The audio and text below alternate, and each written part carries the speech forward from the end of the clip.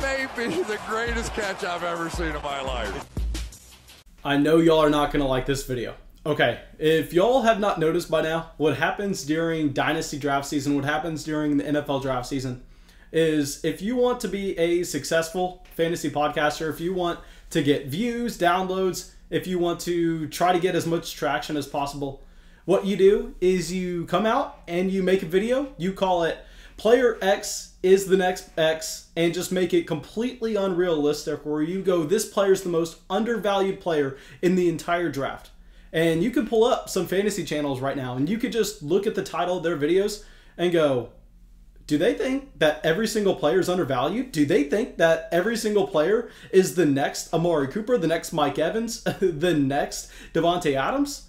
Where I just want to break it to y'all guys. A lot of them are just in it for the views, where we are going to continue to try to be realistic here, look at things with a little bit of skepticism, even though I know it may hurt the channel. I know y'all will go tell me I'm stupid in the comment section, drop dislikes on the video, but it doesn't matter. Let's get into this video and let's talk about why I think that Rashod Bateman has just become way too overhyped. Okay, first off, let's just go through his profile. So Rashod Bateman, 21 years old, coming out of college. And this is something that we have talked about for a very long time. And it's kind of funny just pulling up the videos from the beginning of the offseason when we were just talking about these rookie prospects and we were talking about their age mattering a ton. And people in the comment section were saying, Mason, you're stupid. It doesn't matter if a rookie coming in is 22 years old versus 21 years old. It has no impact on their dynasty value because they're both going to play for the next 10 years regardless.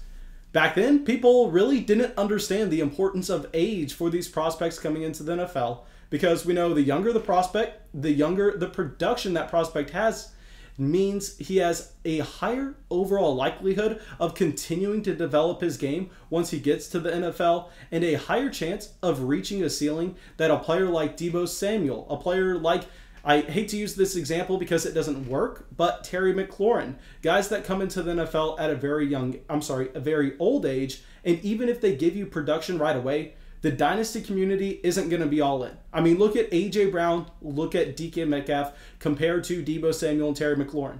All rookie wide receivers with similar production. Yet what happened to their dynasty value after their rookie seasons? You saw DK Metcalf and A.J. Brown shoot up to an elite tier, where those other wide receivers that were a little bit older during their rookie year campaign, they did see a small bump up in value, but nothing close to what those younger guys did. So I want to reiterate, guys, that if you're talking dynasty value, if you're talking about what these players, their overall ceilings are, yes, age matters a ton. And that's what a lot of people are focusing in on with Rashod Bateman, as if he's the only wide receiver in this draft class that is coming in at 21 years old.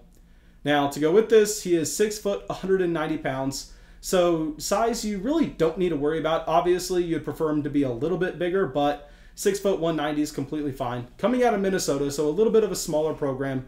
And here, let's talk about his athletic profile. And now I will reiterate that with these college wide receivers coming into the NFL, if you were looking at what directly correlates to fantasy football success between athleticism and between production, production wins every single time.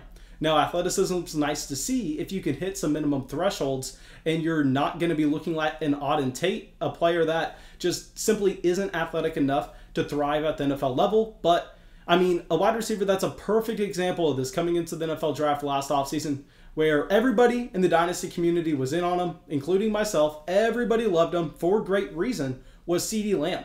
And you look at CeeDee Lamb's numbers at the NFL Combine, they're not jumping off the page. They're nowhere close to that John Ross, DK Metcalf type athleticism. But it doesn't matter, because what you want with wide receivers is you want them to hit those minimum thresholds and then to see that great college production attached to their profile. Where Rashod Bateman, he hits those thresholds. You really don't need to worry about him. Ran a 4.48 40, and I know it's a pro day, but still that is pro day adjusted. And then across the board everywhere else, pretty much average, and that's not going to be concerning at the wide receiver position, because with Rashod Bateman, there's a reason people are excited, and it's because he had production at a young age in Minnesota. So now let's go through year by year what exactly he was able to do. So his age 18 season, his true freshman year, in 2018, he came through and averaged 3.9 receptions a game, 54 yards a game, and 6 total touchdowns. And now I will address something that I've heard said on so many different podcasts. So many different Dynasty people are talking about it, yet I really haven't heard it on a single NFL draft podcast or anything of the sort. This is why we get into the echo chamber. You hear the same things over and over and over again, and it will drive up a player's ADP because one analyst hears it, and then the 10 other people who listened to it went, hey, that's pretty smart. I'm going to repeat that word for word. And then the same people listening to all those podcasts hear that same piece of analysis 10 times when, yeah, it was a good thing to say at the very beginning. But when it gets nailed home by everybody else coming in all directions, what you see is you see that small piece of news, that small piece of quote-unquote analysis ending up driving a player's ADP to a point where it's no longer reasonable.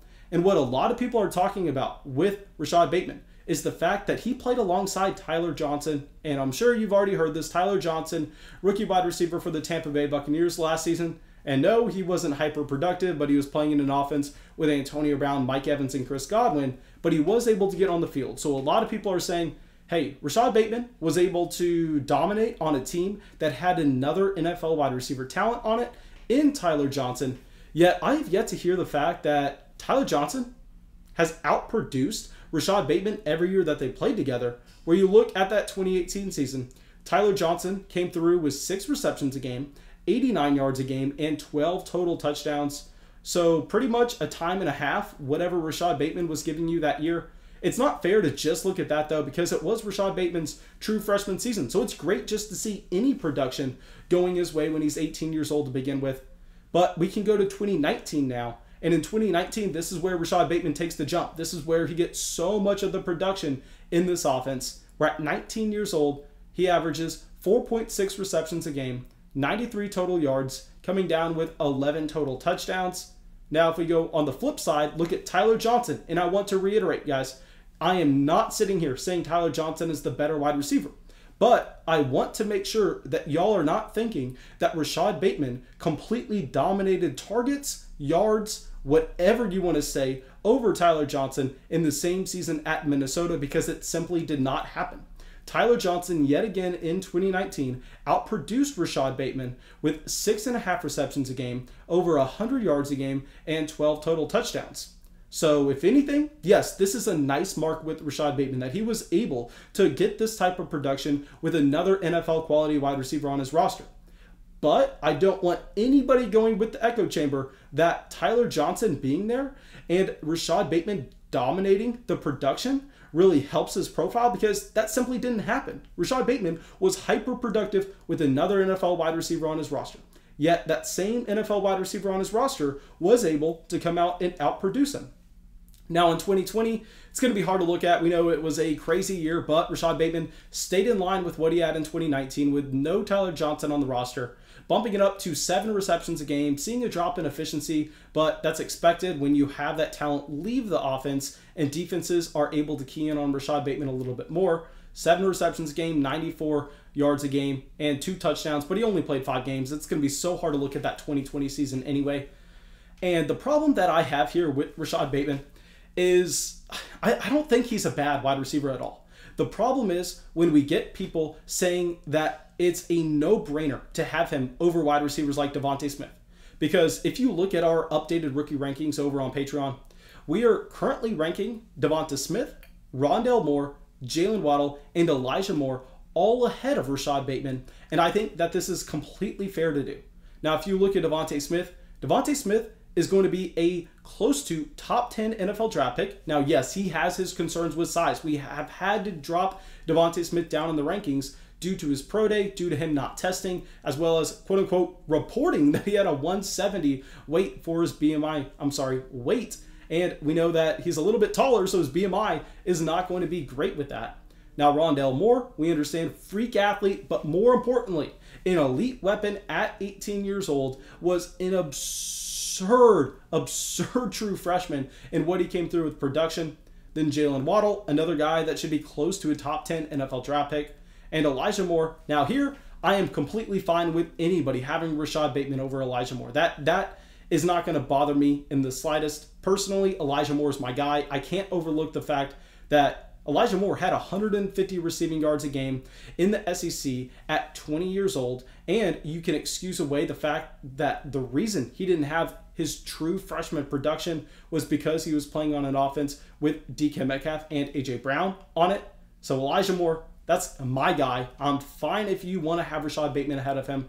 But where we get to have a problem is when anybody ranks Rashod Bateman in the top 3 wide receivers, in my opinion.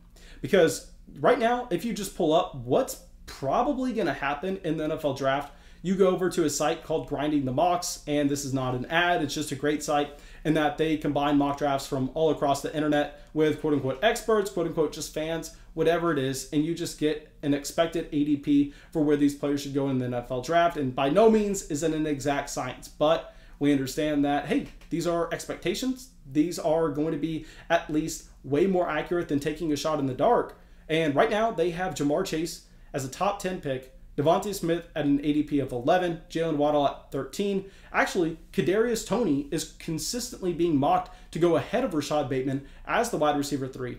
Then you have Bateman at 5, and then Terrace Marshall right after him.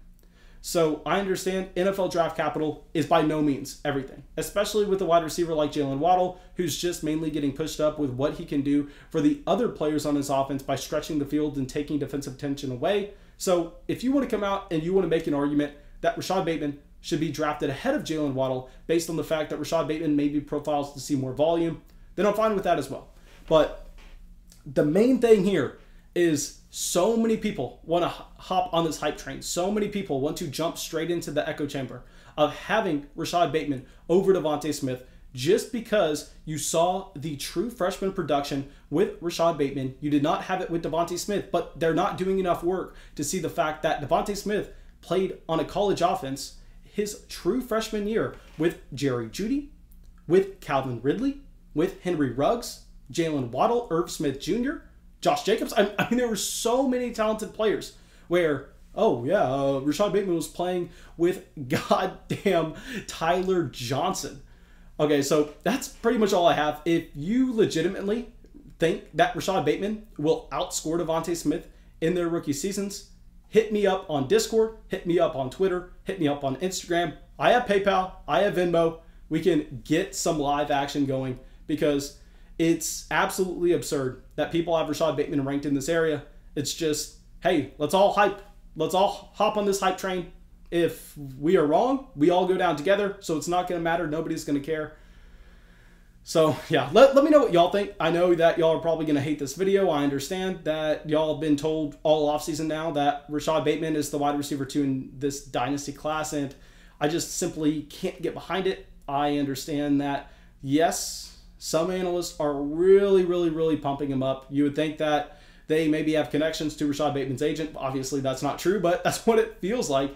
And I think it's just a case of people wanting to look for, quote-unquote, their guy, and everybody going with the same player conveniently at once. So if you're wrong, who cares? Everyone else was wrong.